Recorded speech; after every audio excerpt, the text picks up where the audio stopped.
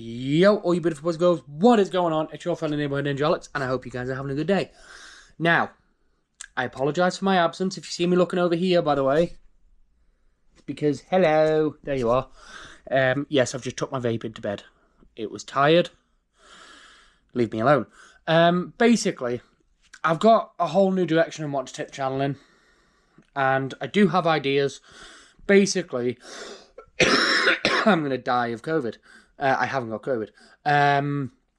Basically, I'm wanting to be like a shit Matt Armstrong, basically. Love Matt Armstrong, love his content. He's actually the one that's inspired me to do this. So whereas he works on your Ferraris, your Lamborghinis, your Aston Martins, McLaren, etc., etc., etc., I'm going to be working on the opposite side of the scale. Your budgets, I say budget supercars? No. Budget cars. So you're talking, shame I sold the car I had, but I have a Volkswagen Passat outside that cost me literally nothing. Colleague said, fix it or scrap it at work. So I said, I'll fix it. There's not that much wrong with it, hopefully. I don't know if it needs an engine strip down or not. We'll find out. And I'm going to be doing like motor vlogs and bike reviews. But what this video is going to be, and I'm going to get into the video in a minute. Don't you worry about anything. What this video is going to be is basically the bike I have outside is my daily at the moment. I'm running it for everything. So it's basically going to be what it's like to live with a 3-year-old bike, which doesn't sound old, but obviously new generations are coming out all the time. Like, new bikes are coming out. I think new bikes come out a lot quicker than cars. Like, mine's a 2023 plate, and I'm pretty sure the 24-25 is out. So, like, mine's a previous generation. And it'd just be like a ride test and just seeing what the bike's like. I'll tell you the good points, the bad points. Now, obviously, living on the Isle of Man, I have a full bike license, but we don't have mod 1 or 2. We just have a bike test. Our bike test is very different. I might also see if I can speak to an instructor and actually redo a bike test. Just show you guys what it's like. But basically, we're going to do like ride tests and all that of my bike. I'll tell you the good points, the bad points, and is it a good first big bike? Because I know, especially the riders I've spoken to over here, my bike divides opinion. Some people say it couldn't pull the skin off a rice pudding. Some people say it's perfect for what you need for commuting. It is a sports bike, so what I'm going to do now is I'm going to pass you over to that future dickhead. And basically, just see how it goes. So I will see you guys in what's probably going to be 15 to 40 minutes for me, but about not even a second for you guys. So let's go. Thank you very much, me. So I'm going to be doing first review of my bike. That's why I'm walking this way. Also, if you see me go very quiet or put the camera down or something, it's because there's dog walkers and everything where I am. And I'm still not used to recording in front of people yet. That's why I've gone and hidden by the cliffs. So, sorry, there was another jump cut. There was a person walking past. And everybody over here is really friendly, but I don't want to be shoving a camera in their face. So, yeah. Also, I can't lift my arms up very much because I'm in my bike jacket. And I'm not one of these weapons that goes out in just a hoodie and trackies. Because if you do that, you're a weapon. Just weapon. Straight and through. So, let's get onto the bike, shall we? This is my Honda CBR500R. It's a 2023 plate.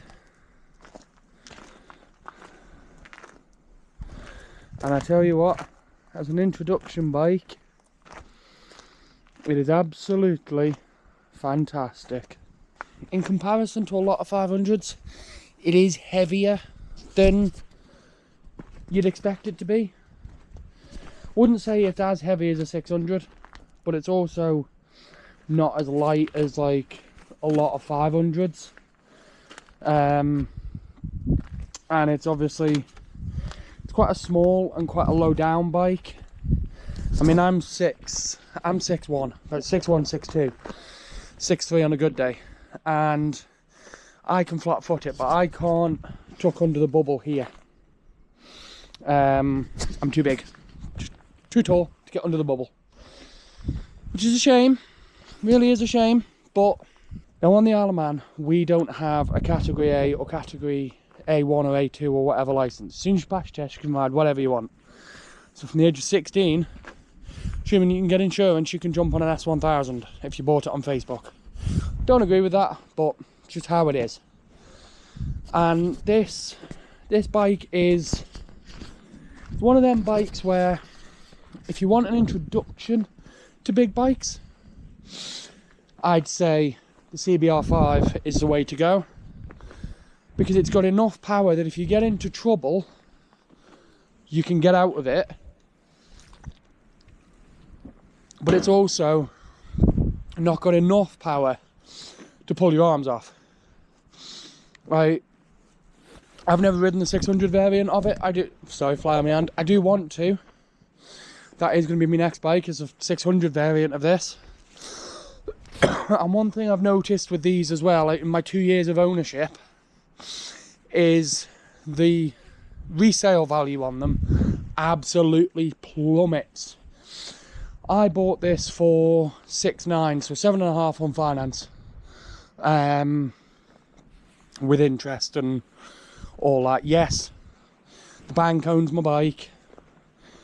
We haven't all got 7 grand sat in the bank.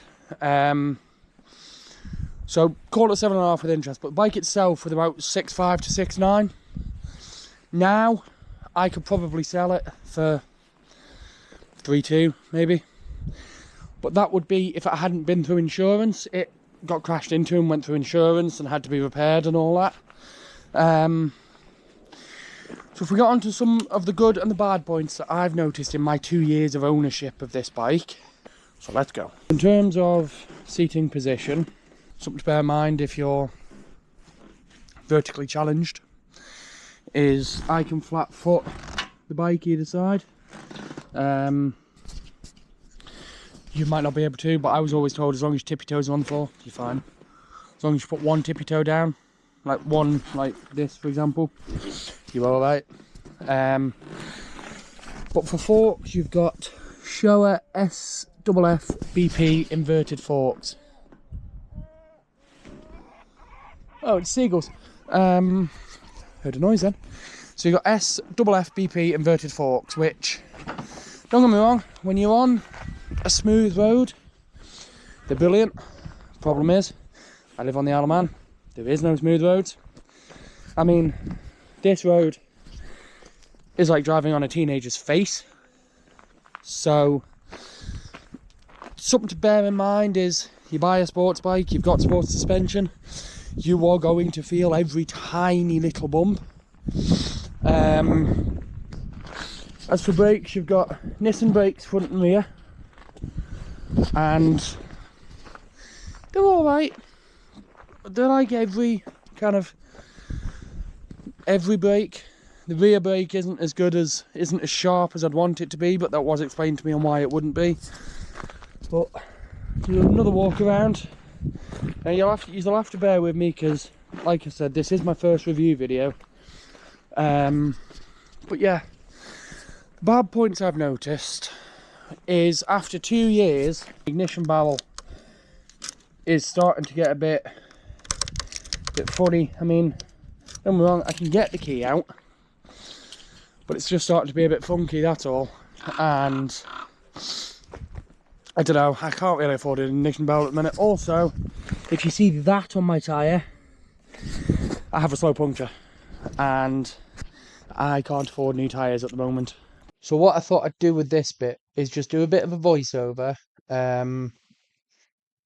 because GoPro doesn't accept aftermarket microphones. And the way I'm wanting to do my reviews is, it's obviously do like record the footage and then do a voiceover over the top of it, but my exhaust is incredibly loud, so you wouldn't be able to hear me anyway. You can hear me from inside the helmet. If you're looking at getting a Honda CBR500R for your first bike, obviously as you can see, it's handling quite well. It's one of them bikes that at slow speeds, it's all right. It's more built for high speed things. I mean, it's a sports bike at the end of the day. And I don't know if I've already mentioned it in the video. I don't think I have. I've never actually recorded a review video, and I've never done it in this way before. So I'll give you the stats for the bike. So it's 471 liquid cooled parallel twin engine. It produces 47 horsepower or 35 kilowatts at 8,600 RPM with 31.7 foot-pounds or 43 newton meters of torque at 6,500 RPM. It's got SFF-BP inverted forks from Showa. And 296mm front discs with radial mount Nissan calipers. I should know all this, but I am reading it off the internet, which probably a lot of reviewers do. So fuel capacity is 4.5 gallons or 17.1 litres with a range of approximately 300 miles. Obviously, I do have a straight pipe on, so that is slightly different. And seat height is 31.1 inches or 789 mils. So if you are slightly taller, then it might not be the bike for you. I mean, I'm about 6'1", 6'2", and it's not small for me, but I wish I'd gone for the 600 partly, but that's only size-wise, really. But its closest competitor is apparently I've heard it's a Ninja 400, a 399cc engine. Now, the CBR has 47 horsepower, whereas the Ninja 4 has 45 to 49 horsepower. It's got less torque, 28 foot-pounds to 31. Curb weight is less, 166 pounds or 166 kg for us that speak English. And a 310mm disc and a 3.7 gallon tank, sorry. For those that speak English, I don't know what that is in litres. But for an introduction into big bikes, I know in the UK, anyway, we don't on the Isle of Man, but I know in the UK you have Mod 1 and Mod 2. Now, we don't. So as soon as I pass, I could have jumped on an S1000 if I wanted to. And it would have literally been... It would have been alright. Like, as long as you can get insurance, you can ride it, basically. Excuse me, I've just burped. So as you can see, it's on the heavier end of the 500s. Now, yes, I've always been not a fully stiff rider, but I have always ridden a fairly stiff anyway. But when you're cruising at town speeds like this, it's a really good bike. And then once you do get the power down, which obviously you will see later on in the video, once you get to about 98 miles an hour, that's when my one seems to want to top out. I have had 100 mile an hour out of it. I've had about 102. Mine seems to struggle as it gets up to 98, 99, 100 miles an hour. Obviously, it's with it being a 500, it's not going to be that's not going to. You're not expecting 140, 150 like your 600s, your 750s. You're not 8,000s. You're not expecting them types of speeds.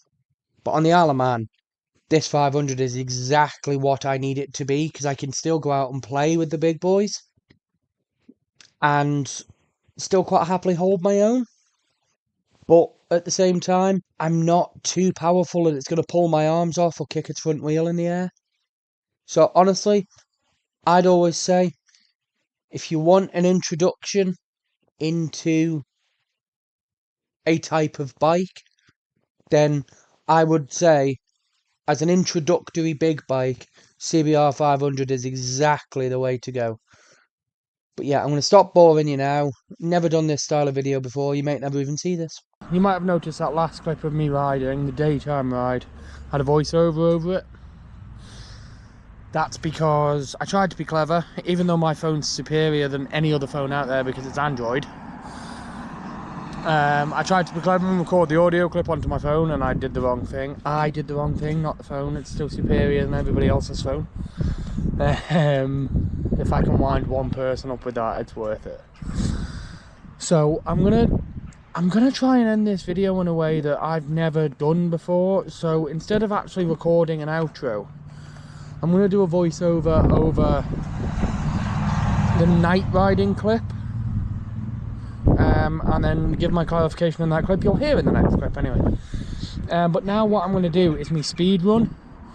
So you're either going to see a clip of me going into where I'm going or going out of where I'm going. So there might be two different roads depending on traffic and all that. So we're going to do a rolling start speed run. Unscrew my GoPro mount because I can't be bothered stopping and then getting back up to speed. If the road's clear, we might do a standing start one. I'm also trying to be incredibly careful. If the road's clear enough, I might do a standing start speed run. Also trying to be incredibly careful as my helmet is simply balanced on my fuel tank. And the last thing I want to do now is drop my helmet, because otherwise I'm fucked. I've also just noticed that my GoPro mount isn't fucking straight on my helmet. So this video is going to have a slight angle to it. But let's go. Now I don't know how well you can hear me, but you can't see my speedo. So you'll just have to believe me when I tell you. But let's go.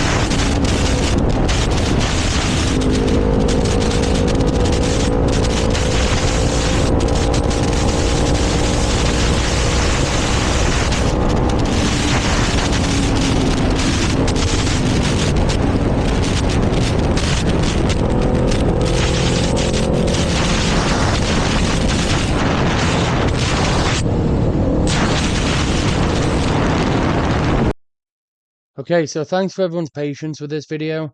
Like I said, I've never done a video like this before, and I didn't know how it was going to go. I know I didn't mention much of the bike, but honestly, my whole takeaway from this video is if you're in the UK and you can only ride up to a 500, or my Wi-Fi's failed, or something like that, or age restrictions or whatever it is, I would really say the 23 plate CBR500 is absolutely fantastic. I mean, I've taken the standard exhaust off because that's one thing I hated about the bike was with the standard exhaust on, it's heavy, but it's also feels quite restricted.